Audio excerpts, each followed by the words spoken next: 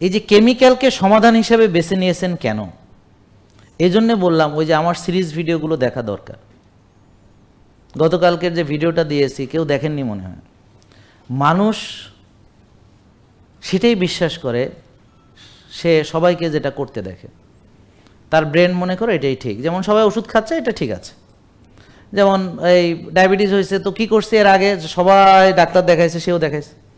তো ডাক্তার সবাইকে 6 বেলা খাওয়ার একটা বই লিখে দিচ্ছে যে এখানে 6 বেলা খেতে হবে।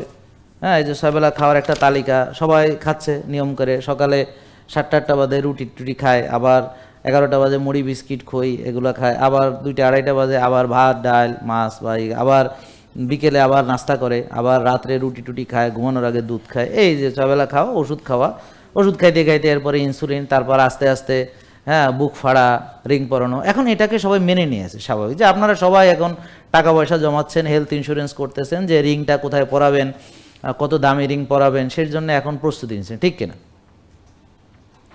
রিং থেকে বাঁচা যায় এটা তো আর আপনাকে কেউ বলেনি। যে ডায়াবেটিস ভালো হয় এ কথা কেউ বলেনি।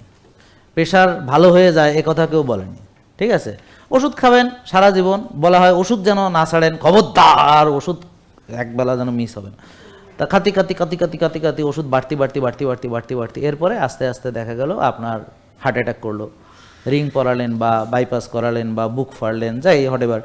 এরপর কিছুদিন পর ব্রেন স্ট্রোক করলে, এবার প্যারালাইসিস হয়ে এক সাইড গেছে গই, এভাবে চোখটা গেছে গই, এভাবে আঙ্গুলটা কেটে গেছে, এভাবে মাজা নাই, গিরা নাই, মানে মাজা লড়াতে পারে না। হ্যাঁ, কোনো দিন মাজা নড়ায়নি, বুঝছেন? তাই এখনকার আমার মাজা নড়ে না, তাই এখনকার ব্যথা। তা এখন তুমি যদি মাজার যত্ন না নাও তো মাজার দোষটা কি? বেচারা এত ওজন বহন করতেছে, হ্যাঁ, সে তো আর গাধা গরু না যে এত ওজন বহন করবে, হ্যাঁ, তো একটা মেরুদণ্ড। তা এখন এই আপনি যে তাকে লোড দিলেন, তো সে হয়তো নিতে পারবে 60-65 কেজি, আপনি দিলেন 140-45 কেজি, তো বেচারা মাজা তো বেটা গাইলে যাবে, আমার ডিস্ক প্লাসে গেছে। ওই দিন একজন বলতে, স্যার একটা স্লিপ ডিস্ক বা ডিস্ক প্লাস নিয়ে আলাদা ভিডিও বানাও। আমি কি আলাদা ভিডিও কী বানাবো? তোমার মাজার মধ্যে জমে সাপ দাও, প্লাস হয়ে যাবে, শেষ। তাই না? আবার ভিডিও বানানোর কি আছে? কথা বোঝেন না?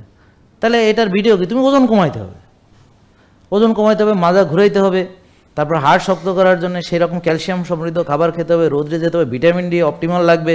এগুলো তো আমার কথার ভিতরেই তো সব আছে। আমি কি এটা বাদ দিয়ে কথা বলি নাকি? বুঝেন নাই কথা? আমার কথা যে পুরোপুরি মানবে, ওর তো স্লিপ ডিস্ট্রিক্ট হওয়ার কোনো সুযোগ নেই।